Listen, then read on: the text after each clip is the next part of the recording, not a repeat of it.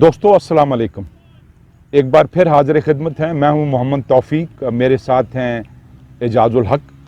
हम एक सीरीज़ कर रहे हैं कदीम और जदीद ओलंपिक्स के हवाले से। आज के प्रोग्राम में हम इख्तिसार के साथ जो मॉडर्न ओलंपिक्स हैं उनको जो इखलाकी चैलेंजेस दरपेश हैं उनका आपके सामने ज़िक्र पेश करें। सबसे बड़ा चैलेंज जो मॉडर्न ओलंपिक्स को है वो एमेच्योरिज्म वर्सेस प्रोफेशनलिज्म है। ओलंपिक का जो बुनियादी नज़रिया कैरी डी कोबर्टन ने पेश किया था कि ओलंपिक्स में हिस्सा लेना ज़्यादा अहम है, उसे जीतना ज़्यादा अहम नहीं है। और ओलंपिक का मकसद माली मुनफ़त नहीं है बल्कि जिस्मानी और ज़हनी पाकीज़गी और तहारत हासिल करना है। मगर इस बारे में ये कहा जाता है कि victory is often overrated, it is only important in war and surgery. मगर दूसरी तरफ एक मकूला ये भी है कि in war there is no prize for the runners up. तो आगाज़ तो एमेच्योरिज्म से ही हुआ था। खिलाड़ी जो हैं वो पेशावर शामिल नहीं थे ओलंपिक्स में, मगर वक्त के साथ साथ जूं जूं ओलंपिक्स की मकबूलियत बढ़ी, खेल में पैसा आता गया, प्रोफेशनलिज्म आता गया, कमर्शलिज्म बढ़ता गया, खिलाड़ियों के मुआवजे बढ़ते गए, तो फिर ये नज़र आने लगा कि अब अगर यहाँ प्रोफेशनल खिलाड़ियों को इजाज़त नहीं देंगे तो फिर ओलंपिक का जो मेयार है वो गहना जाएगा और इसका मेयार गिरता जाएगा। इसलिए जो ज़मीनी हक़ाइक़ हैं, मारूज़ी हक़ाइक़ हैं, उनसे मुतासिर होकर आहिस्ता आहिस्ता जो प्रोफेशनल्स हैं उनको भी ओलंपिक में खेलने का मौका दिया जाता रहा। एमेच्योर और प्रोफेशनलिज्म की जो जंग है इसका आगाज़ इस तरह होता है कि इब्तिदा में फेंसिंग के इंस्ट्रक्टर्स को मुख्तसर अरसे के लिए इस पाबंदी से आज़ाद किया गया, जो बाद में जदीद ओलंपिक्स को कई तनाज़ात को जन्म देने का बाइस बना। 1912 में ओलंपिक के पेनाथलॉन चैंपियन जिम थॉप को उस वक्त नाअहल करार दे दिया गया जब ये इंकशाफ हुआ कि इन मुकाबलों में हिस्सा लेने से कबल वो बेसबॉल के पेशेवर खिलाड़ी रहे हैं। फिर 1983 में हमदर्दी की बुनियाद पर उनका तमगा तो बहाल कर दिया गया, लेकिन इसी तरह 1931 ओलंपिक्स में स्विट्ज़रलैंड और ऑस्ट्रिया के खिलाड़ियों ने इस बुनियाद पर इन खेलों का बाइकआउट कर डाला कि इनके कोचेस को महज इस वजह से इन खेलों में हिस्सा लेने से रोक दिया गया है कि वो इन खेलों की तरबियत के ज़रिए रोज़ी और पैसे कमाते हैं। सो प्रोफेशनल होने के नाते वो इन खेलों में हिस्सा लेने के अहल नहीं रहे। बहरहाल वक्त गुजरने के साथ साथ ये वाज़ेह होता चला गया कि एमेच्योरिज्म के हवाले से लागू कवानीन अपनी अफादियत खोते चले जा रहे हैं। जदीद खेलों में रुपए पैसे का दखल अमल बहुत बढ़ चुका है और आलमी मुकाबलों की तैयारी और उनमें हिस्सा लेना एक ऐसा संजीदा और ग्रां खर्च अमल है जिसे पैसे की मदद के बगैर मुमकिन नहीं बनाया जा सकता। कौमियत के जज्बे ने खेलों को कौमों की इज्जत का मामला बना दिया था और अब ये बच्चों का खेल नहीं रहे थे कि किसी फलसफी के बकौल sports is a serious war minus shooting. एमेच्योरिज्म के नज़रिए का खोखलापन उस वक्त और भी नुमायां हो गया नाजरीन जब मशरकी ब्लॉक के रियासती खर्च पर तैयार किए गए पेशेवर खिलाड़ियों ने मगरबी ममालिक के अपने ज़ाती खर्च पर तरबियत हासिल करने वाले एमेच्योर खिलाड़ियों को तकरीबन तमाम खेलों में बुरी तरह पिछाड़ दिया। इन्हीं हालात के पेश नज़र 20वीं के खात्मे का ऐलान किया, लेकिन इससे पहले जैसे हम आपको बता चुके हैं कि 84 में दुनिया के बेहतरीन खिलाड़ियों को इसलिए हिस्सा लेने से मना कर दिया कि वो पैसों के लिए खेलते हैं। बहरहाल 1986 में उसकी बाकायदा इजाज़त देकर प्रोफेशनल खिलाड़ियों के लिए ओलंपिक के दरवाजे खोल दिए गए। दोस्तों, ओलंपिक को जो दरपेश इखलाकी चैलेंजेस हैं उनमें मेरे ज़ाती ख्याल में सबसे बड़ा चैलेंज करप्शन का नासूर और वायरस इसमें सरायत कर जाना। ये कहा जाता है कि इंटरनेशनल ओलंपिक कमेटी और फीफा खेलों के दो करप्ट तरीन इदारे हैं और इनमें आप अगर पैसे लगा सकें तो फिर आप किसी भी कॉन्ट्रैक्ट को हासिल कर सकते हैं, किसी भी शहर की बिडिंग जीत सकते हैं। अब आप देख लीजिए कि कतर, जहां जो एक बिल्कुल वाक एंड से छोटा शहर है, उसको वर्ल्ड कप फुटबॉल की मेज़बानी दी गई। जाहिर है ये पैसे के बलबूते पे था, वरना कतर कोई ऐसा بہت بڑا فٹ بال نیشن نہیں ہے۔ تاریخی لحاظ سے کہا جاتا ہے کہ یہ اولمپک تحریک یہ عمرہ کا ایک کلب بن چکا ہے جہاں کرپشن جو ہے بہت عام ہے۔ اس کا آغاز کہا جاتا ہے کہ سالٹ لیک سٹی کو جو ہوسٹنگ رائٹس دیے گئے وہ بھی کرپشن کا پیسہ استعمال کیا گیا۔ پھر اٹلانٹا اولمپک میں کوکا کولا کمپنی نے اربوں روپے خرچ کیے، وہ بھی کرپشن کا ایک بہت بڑا ذریعہ بنے۔ اور یہ کہا جاتا ہے کہ جو اولمپک تحریک ہے اس کے جو ممبران ہیں ان کو مختلف مواقعوں پر اپنے مقصد کے فوائد حاصل کرنے کے لیے مالی تحفے، جنسی ترغیبات، غیر ملکی سیاحتی دورے اور بے شمار دوسری ترغیبات دی جاتی رہی ہیں۔ اور اس حوالے سے بے شمار تحقیق ہوئی ہے، دنیا میں ایف بی آئی نے تحقیق کی ہے، لارڈز آف رنگ اور بے شمار دوسری، ان تمام دنیا یہ سب تماشا بہت حیرت سے دیکھ رہی ہے۔ بات ہو رہی ہے ماڈرن اولمپکس میں کرپشن کی، تو اس حوالے سے ناقدین یہ کہتے ہیں اپنی موت تک اس کی گردن پر سوار رہتے ہیں۔ اس ضمن میں وہ اسپین سے تعلق رکھنے والے سابق بیوروکریٹ انتونیو سمرانج کی خصوصی طور زر جہاں بھی آتا ہے ساتھ زرر لے کر آتا ہے۔ یہ سمرانج کا ہی زمانہ تھا کہ اس نے ٹیلی ویژن رائلٹی، اولمپک کے انعقاد کے خواہش مند شہروں میں بڈنگ اور اسپانسرشپ جیسے مارکیٹنگ ٹیکنیک کے ذریعے اسے نہ صرف مالی اعتبار سے خود کفیل بنایا بلکہ وسائل کے اعتبار سے اسے دنیا کی دولت مند ترین تنظیم میں ڈھال دیا۔ لیکن تبدیلی کے ان مراحل سے گزرتے ہوئے اس کے کئی ارکان نے بہتی گنگا میں خوب اشنان کیا۔ دوستو، جدید اولمپک تحریک کو ایک اور چیز جس نے بہت زیادہ نقصان پہنچایا ہے وہ جنگیں ہیں، بائیکاٹ، تشدد کی سیاست ہے۔ اس حوالے سے 130 سال کی مختصر سی تاریخ میں اولمپک نے بہت سے نقصانات اٹھائے ہیں، بائیکاٹس کا سامنا کیا ہے۔ ہم نے آپ کو بتایا تھا کہ 1916، 1940 اور 1944 میں تو یہ کھیل منعقد ہی نہیں ہو سکے جنگوں کے باعث، مگر اس کے علاوہ بھی 130 سال کی تاریخ بھری پڑی ہے بائیکاٹ سے، تشدد سے۔ اس حوالے سے بھی آپ کو آگاہ کرتے ہیں۔ اچھا، اس کا احوال بڑا دلچسپ ہے۔ ابھی جو حال ہی میں اولمپکس منعقد ہوئے پیرس میں، اس میں کیونکہ روس اور بیلاروس نے یوکرائن پر حملہ کیا تھا تو پہلے تو اولمپک کمیٹی نے فیصلہ کیا کہ روس اور بیلاروس کو باہر کر دیا جائے اولمپک سے، مگر پھر نسبتاً نرم موقف اختیار کرتے ہوئے یہ فیصلہ ہوا کہ ان کھیلوں میں روس کا پرچم اور قومی ترانہ نہیں بجایا جائے گا اور روس کے کھلاڑیوں کو نیوٹرل ایتھلیٹس کے طور پر حصہ لینے کی اجازت دی جائے گی۔ مگر آپ دوہرا معیار عالمی طاقتوں کا اور انٹرنیشنل اولمپک کمیٹی کا دیکھیے کہ اسرائیل نے غزہ پر حملہ کیا، 50,000 سے زائد معصوم بچوں اور عورتوں کو لقمہ اجل بنا دیا، مگر اس کے خلاف آئی او سی کوئی بھی کردار ادا کرنے سے قاصر ہے۔ اس سے پہلے بیجنگ اولمپک میں آپ کو یاد ہوگا کہ ناقدین کا یہ کہنا تھا کہ چین جو لوگر آبادی ہے، مسلمان اقلیت، اس کے خلاف جو جینوسائیڈ کی پالیسی اختیار کیے ہوئے ہے اس کو دیکھتے ہوئے چین پر اولمپک پہ پابندیاں عائد کرے۔ تو یہ دوہرے معیار ہیں دنیا کے جس کا ہم مشاہدہ کرتے رہتے ہیں۔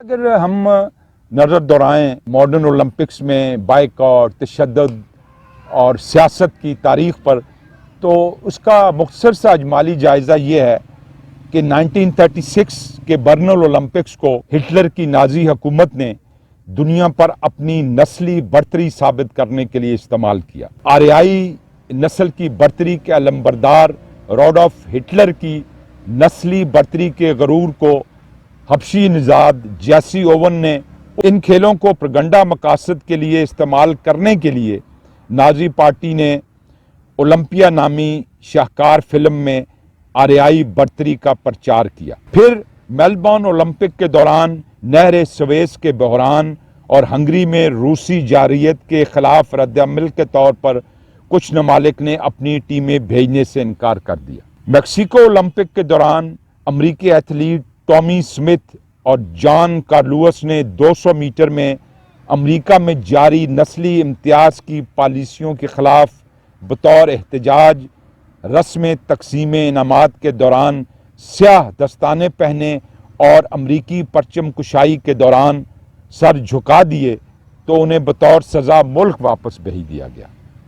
میونخ اولمپک کے دوران بلیک سپٹمبر نامی فلسطینی تنظیم کے مسلح دہشت گردوں نے اسرائیلی کھلاڑیوں کو یرغمال بنا لیا اور اس افسوسناک واقعے کا اختتام المیے کی شکل میں ہوا، جس میں 9 حملہ آور اور اسرائیلی دستے کے 2 ارکان اور 1 پولیس افسر جان سے ہاتھ دھو بیٹھے۔ پھر مونٹریال کینیڈا اولمپکس کا 22 ممالک نے، جس میں سے بیشتر کا تعلق افریقہ سے تھا، بائیکاٹ کیا۔ وہ جنوبی اولمپک کے دوران روس کے افغانستان پر قبضے کے خلاف امریکہ کی شرح پر بہت سے ممالک نے ان کھیلوں کا بائیکاٹ کیا، اور جواب کے طور پر پھر کمیونسٹ بلاک نے امریکہ میں ہونے والے اولمپکس کا بھی بائیکاٹ کیا۔ تو یہ ایک تاریخ ہے بھرپور، جس میں تشدد بھی ہے، بائیکاٹ بھی ہے اور جنگیں بھی ہیں۔ 130 سال کی مختصر عمر میں ایک اور وبا جس نے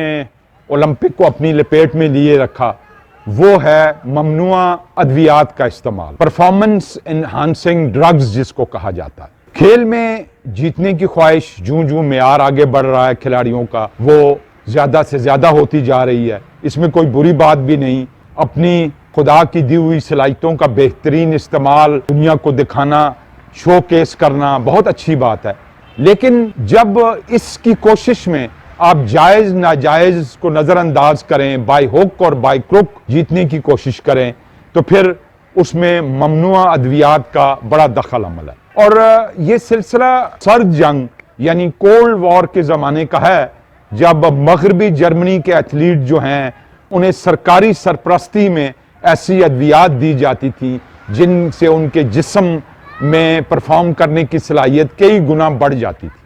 اور اب آپ جانتے ہیں اولمپک جیسے کھیلوں میں فرسٹ اور سیکنڈ کا فیصلہ سپلٹ سیکنڈ سے ہوتا ہے، سیکنڈ کے 100ویں حصے میں ہوتا ہے۔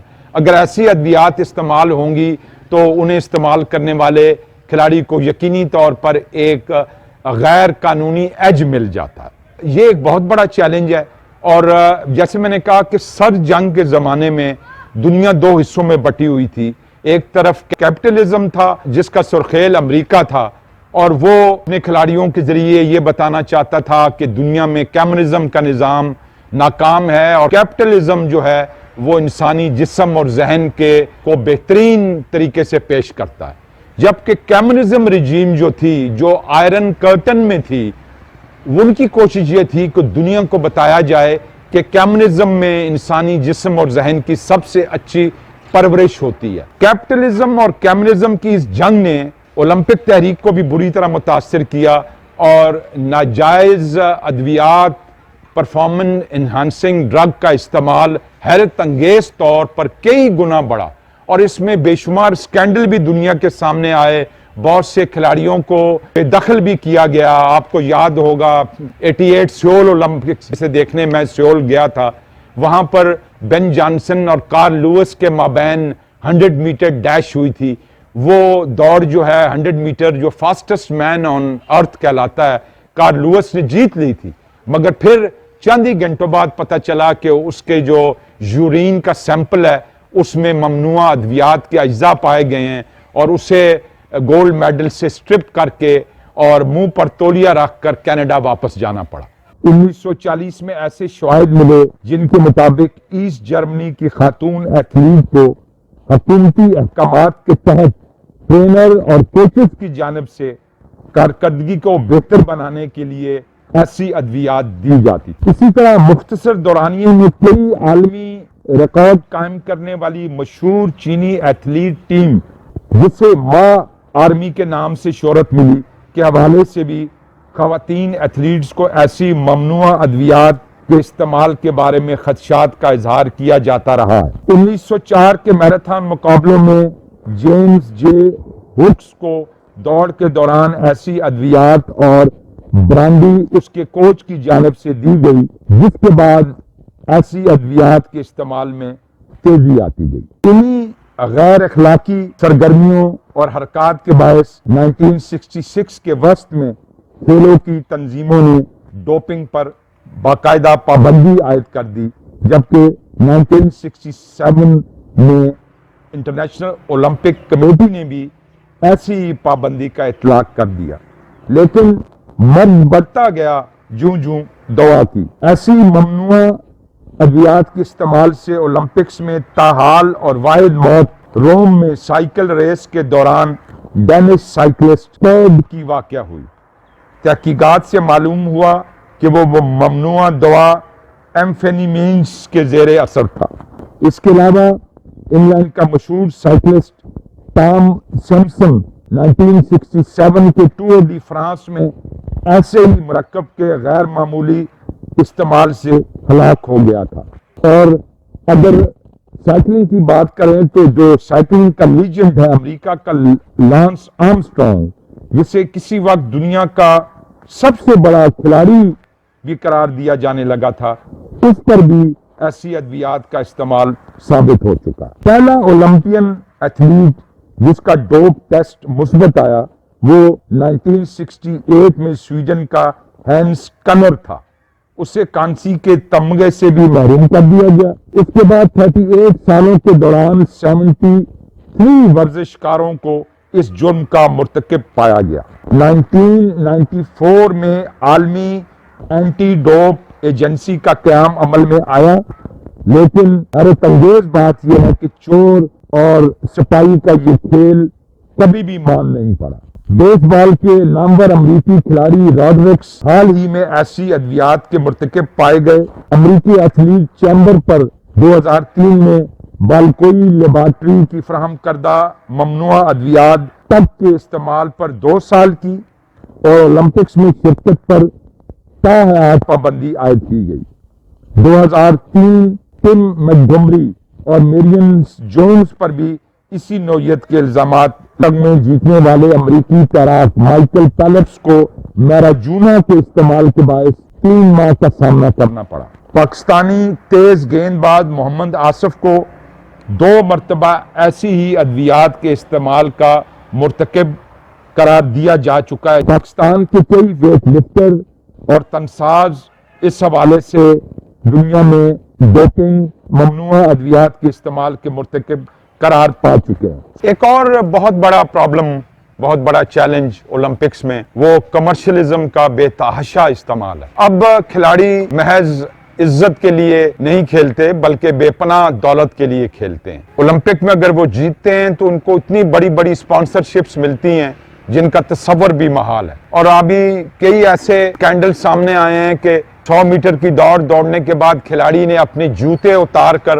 اپنے گلے میں ڈال لیے، تو پتہ چلا کہ اس کو جوتوں کی کمپنی نے کروڑوں روپے کی رشوت دی تھی تاکہ وہ ایسا کرے تو اس کمپنی کے جوتے زیادہ بک سکیں۔ اس کے علاوہ ابھی حال ہی میں آپ نے رونالڈو کو دیکھا تھا جس نے ایک مشروب جو ہے وہ اپنے سامنے سے ہٹا دیا تھا، یہ کہہ کر کہ میں سمجھتا ہوں کہ اس مشروب کے پینے سے بچوں کی صحت متاثر ہوتی ہے۔ اس کی اس ایک حرکت سے چند منٹوں میں اس مشروب ساز ادارے کے بین الاقوامی حصے جو ہیں وہ 60% گر گئے اور اس کو $4 ارب کا نقصان ہو گیا۔ اور پھر اس کو $8 ارب کی پیشکش کی گئی کہ آپ $8 ارب لے لیں اور اس مشروب کو اپنے سامنے رکھ کے۔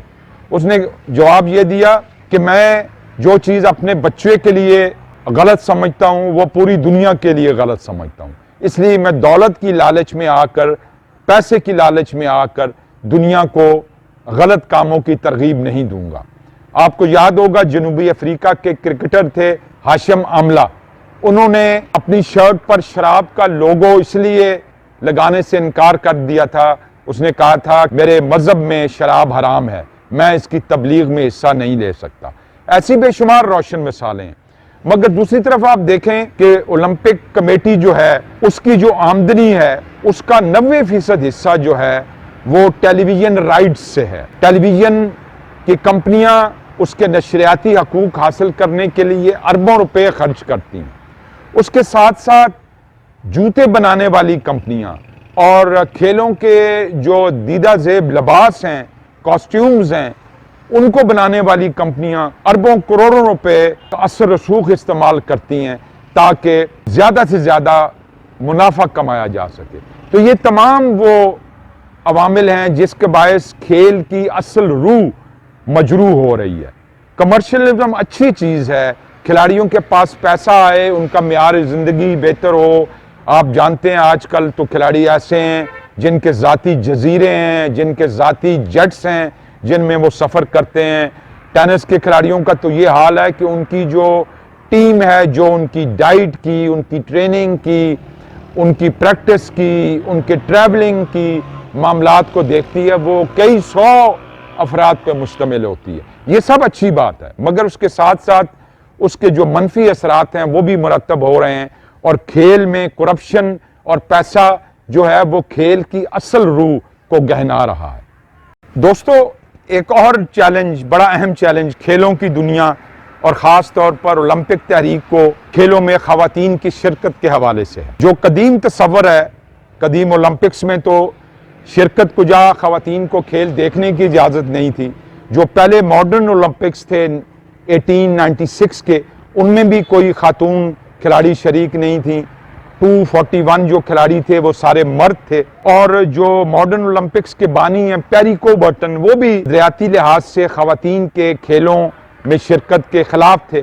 وہ سمجھتے تھے کہ کھلاڑیوں کی جسمانی ساخت ایسی نہیں ہے کہ انہیں کھیلوں میں شرکت کرنی چاہیے، وہ محض کھیلوں کے انتظامی معاملات دیکھیں یا جیتنے والے تماشائیوں کو گلدستے پیش کریں یا ان کے گلے میں میڈل پہنائیں۔ ان کے نزدیک خواتین کی حیثیت وہی تھی جیسے کھانوں میں سویٹ ڈش کی ہوتی ہے۔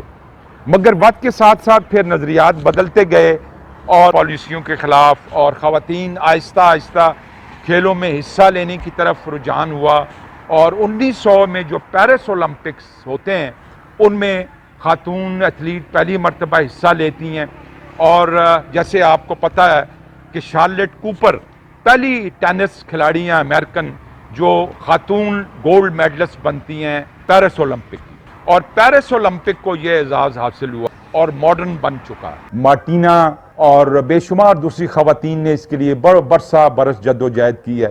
اور جینڈر ایکویلٹی کا تو اب یہ دلچسپ خبر آپ کو یہ دوں کہ اب جو اولمپکس ہوئے ہیں ان میں برطانیہ، کینیڈا اور چین کی جو ٹیمیں تھیں ان میں خواتین کی تعداد مردوں سے زیادہ تھی، کہ پہلی مرتبہ ایک ٹرانسجینڈر نے ویٹ لفٹنگ میں جو ہے وہ حصہ لیا ہے۔ اسی طرح ٹرانسجینڈر کے حوالے سے بات کر رہے ہیں تو پیرس اولمپک میں باکسنگ میں بھی ایک ٹرانسجینڈر خاتون جس میں زیادہ اثرات فیمیل کے پائے جاتے تھے اس کو شرکت کی اجازت دی۔ کئی باکسر احتجاجاً اس کے سامنے مقابلے میں آئے ہی نہیں اور مقابلے سے دستبردار ہو گئیں، مگر اس ٹرانسجینڈر کی موجودگی سے اب یہ بڑا اہم سوال بھی ہے اور چیلنج بھی ہے انٹرنیشنل اولمپک کمیٹی کے لیے کہ ٹرانسجینڈر کے معیار کا تعین کیسے کیا جائے، کیسے یہ فیصلہ ہو کہ اس میں زیادہ رجحان مرد کے پائے جاتے ہیں یا خاتون کے پائے جاتے ہیں۔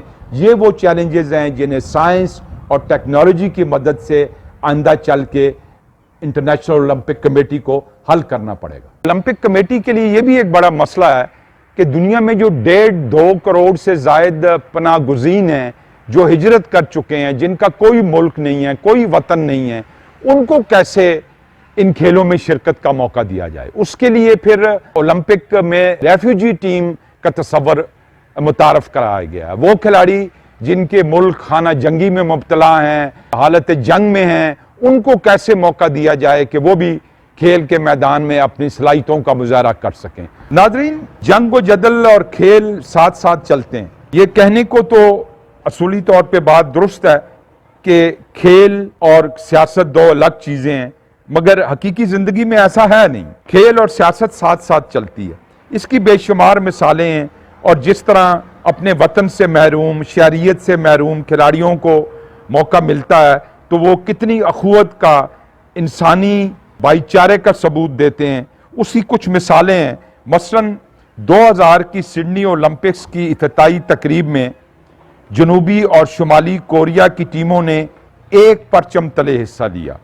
یہ ایک بڑا غیر معمولی واقعہ تھا، بالخصوص اس حقیقت کے باعث کہ 1950 اور 1953 کی جنگوں کے نتیجے میں دونوں ممالک کے سفارتی تعلقات ٹوٹ چکے تھے۔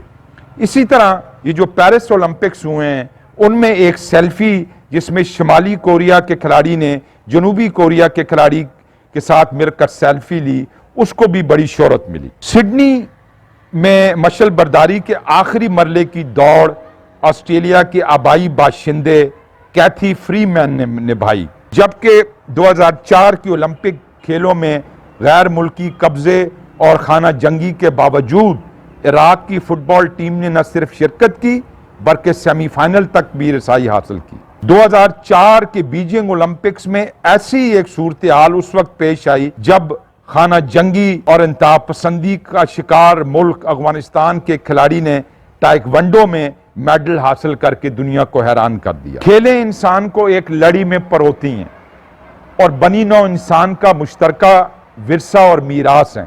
اس کا ایک مظاہرہ اس وقت دیکھنے میں آیا جب بے گھر اور بے ملک فلسطین کے دستے کا 1936 کے کھیلوں میں انتہائی والہانہ استقبال 80,000 تماشائیوں نے اپنی نشستوں سے کھڑے ہو کر احترام میں تالیوں سے آسمان سر پر اٹھا لیا۔ یہ منظر آج تک لوگوں کے حافظے میں محفوظ ہے۔ یہی صورتحال 2004 کے سڈنی اولمپکس میں 2002 میں آزادی حاصل کرنے والے ننھے سے ملک ایسٹ تیمور کے دستے کو پیش آئی۔ ادھر ایرانی حکومت نے اپنے کھلاڑیوں کو اسرائیلی کھلاڑیوں سے کسی بھی میچ میں نہ کھیلنے کی خصوصی ہدایات جاری کر رکھی ہیں۔ اصول کی خاطر اپنے اولمپک کے ممکنہ میڈل کی قربانی سے بھی ایران نے دریغ نہیں کیا، کیونکہ اس کا دیرینہ اصولی موقف رہا ہے کہ اسرائیل ایک ناجائز ریاست ہے۔ ناظرین، ہم نے آپ کے ساتھ ڈسکس کیے اولمپک تحریک کو درپیش پڑے چیلنجز بہت بڑے ہیں۔ کیا اولمپک تحریک میں اتنی صلاحیت ہے کہ ان چیلنجز کا مقابلہ کر سکے؟ وہ جو اقبال کا شعر ہے کہ ہے وہی تیرے زمانے کا امام برحق جو تجھے حاضر و موجود سے بیزار کرے۔ ان چیلنجز کے بہت بڑے ہونے میں کوئی شبہ نہیں ہے، مگر یوں محسوس ہوتا ہے کہ اولمپک تحریک ان چیلنجز سے عہدہ برا ہونے کی نہ صرف صلاحیت رکھتی ہے بلکہ اس کے لیے تیار بھی ہے، اور اس کا اشارہ ہمیں ملا ہے 20 مارچ 2025 کو یونان ایتھنز میں 144 اجلاس جو انٹرنیشنل اولمپک کمیٹی کا ہوا، اس میں ایک نہایت اہم پیش رفت ہوئی، ایک کہنا چاہیے کہ نیا ٹرینڈ سیٹ ہوا، اور اس میں انٹرنیشنل اولمپک کمیٹی کے 10ویں صدر کا انتخاب ہوا۔ Dear friends and colleagues, the 144th IOC session has elected as the 10th president of the International Olympic Committee, Mrs. Kirsty Coventry.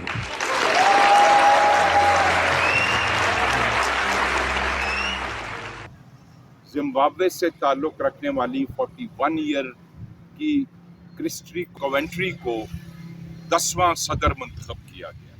یہ پہلی غیر یورپین خاتون ہیں، افریقن خاتون ہیں جو اولمپک کی صدر منتخب ہوئی۔ اس سے پہلے جتنے 9 صدور تھے ان کا تعلق یورپ سے ہی تھا۔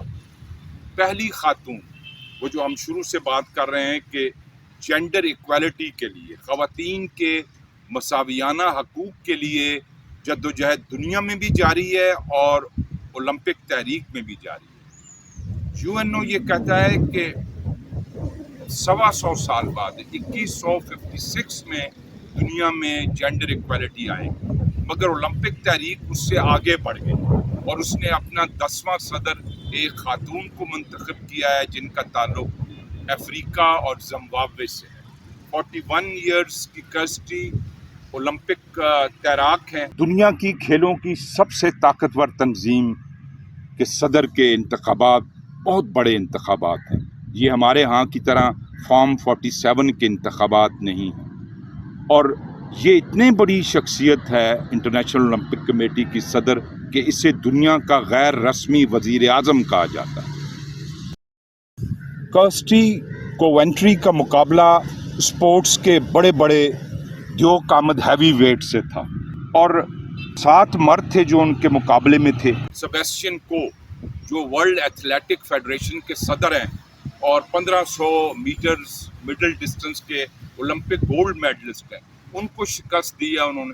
اس کے علاوہ انہوں نے وین انطونیو سمرانچ جونیئر، سمرانچ کے صاحبزادے ہیں، اسپین سے تعلق ہے، بہت مضبوط امیدوار تھے، ان کو بھی ناکامی سے دوچار کیا۔ وہ جو شاعر نے کہا کہ زندہ رہنا ہے تو حالات سے ڈرنا کیسا، جنگ لازم ہو تو لشکر نہیں دیکھے جاتے۔ کرسٹی کون ہے، ان کی اچیومنٹ کیا ہے؟ ناظرین، 8 سالوں کے لیے وہ صدر منتخب ہوئی ہیں اور انٹرنیشنل اولمپک کمیٹی کے 206 ممالک ممبر ہیں، مگر ووٹنگ رائٹ 110 ممبران کے پاس ہے۔ انہوں نے ہی ان کو منتخب کیا ہے۔ ان کے حق میں 49 ووٹس آئے ہیں 110 میں سے، جبکہ سیباسٹین کو 8 ووٹ ملے ہیں اور وین انطونیو سمرانچ جونیئر کو 28 ووٹس ملے ہیں۔ تو اس سے آپ اندازہ لگا سکتے ہیں کہ کتنی بڑی تبدیلی ہے۔ کرسٹی جو ہیں وہ 16 سپتمبر 1983 کو ہرارے زمبابوے میں پیدا ہوئی اور یہ انٹرنیشنل اولمپک کمیٹی کی 10ویں صدر ہیں، پہلی خاتون صدر ہیں، پہلی غیر یورپین صدر ہیں اور پہلی افریقن صدر ہیں۔ 41 سال ان کی عمر ہے۔ یونیورسٹی آف الاباما سے انہوں نے ہوٹل مینجمنٹ میں بیچلرز کی ڈگری حاصل کی ہے۔ سابقہ اولمپک تیراک ہیں، 2 گولڈ میڈلسٹ جیت چکی ہیں اور یہ زمبابوے کی وزیر کھیل اور یوتھ افیئرز بھی رہی کہ ان کی شادی ان کے سابقہ مینیجر ٹائرون سے ہوئی ہے اور ان کے 2 بچے ہیں۔ اب جو ان کو چیلنجز درپیش ہیں، ان چیلنجز میں سب سے بڑا چیلنج تو یہ ہے کہ 2028 LA اولمپکس جو امریکہ میں منعقد ہونے والے ہیں اور امریکن پریزیڈنٹ جو ہیں ٹرمپ، وہ طاقت کے نشے میں چور ہیں اور انہوں نے ایک فیصلہ کیا ہے کہ جو کراس جینڈر ایتھلیٹس ہیں ان کو مرد ایتھلیٹس کے ساتھ کھیلنے کی اجازت نہیں دی جائے گی اولمپکس میں۔ طاقتور آدمی، دولت مند آدمی چاہے احمقانہ بات بھی کر رہا ہو تو جو غریب لوگ ہیں وہ اس کو اقوال زری سمجھ کر سنتے ہیں۔ اب دیکھنا ہے کہ کرسٹی اس چیلنج سے کیسے مقابلہ کرتی ہیں کہ وہ کراس جینڈر کھلاڑیوں کے لیے اولمپک میں کیسے گنجائش اور جگہ پیدا کرتی ہیں۔ اس کے علاوہ دوسرا بڑا چیلنج ان کو ہوگا کہ روس کو جو باہر کر دیا گیا تھا اولمپک سے اور اولمپک میں ان کو نیوٹرل کھلاڑیوں کی حیثیت سے داخلے کی اجازت تھی، اس چیلنج سے کیسے عہدہ برا ہو۔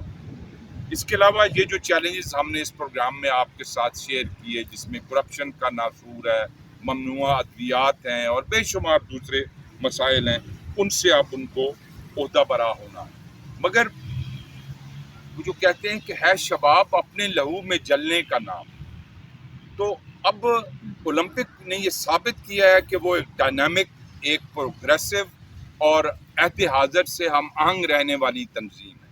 کس حد تک وہ اپنے چیلنجز پر قابو پا سکتے ہیں۔ ناظرین، محمد توفیق اور اعجاز الحق، ہم دونوں نے بڑی گہری تحقیق اور بے شمار لٹریچر کا مطالعہ کرنے کے بعد جدید اولمپک تحریک کو درپیش چیلنجز کا خلاصہ آپ کے سامنے پیش کیا اور یہ آپ کے ساتھ شیئر کرنے کی کوشش کی کہ انسان ارتقائی منازل سے گزر رہا ہے اور وہ روز روز نئے تجربات، مشاہدات کی روشنی میں اپنے مستقبل کی راہ تلاشتا ہے۔ کھیل میں بھی اس نے جدید ٹیکنالوجی اور سائنس کا مؤثر استعمال کیا ہے اور دنیا کو یہ بتایا ہے کہ سائنس انسان کے کان میں کائنات کی وہ سرگوشی ہے جس سے وہ کائنات تسخیر کرنے کی دعوت دیتی ہے فطرت ہمیں۔ کیا ہم ترقی، تہذیب اور جدیدیت کی اس دوڑ میں دنیا کے ساتھ قدم ملا کر قدم چل رہے ہیں یا اس سے بہت پیچھے رہ گئے ہیں؟ اس کا فیصلہ ہم آپ کے حسن ظرف پہ چھوڑتے ہیں۔ اپنے اپنے گریبان میں جھانکیں تو اس کا جواب مل جائے گا، اس امید کے ساتھ کہ آپ اولمپک جدید اور قدیم چیلنجز کے ان پروگراموں سے لطف اندوز ہوئے ہوں گے۔ محمد توفیق اور اعجاز الحق اس دعا کے ساتھ کہ اللہ آپ کو آسانیاں عطا فرمائے اور دوسروں میں آسانیاں تقسیم کرنے کا شرف عطا فرمائے، اجازت چاہتے ہیں۔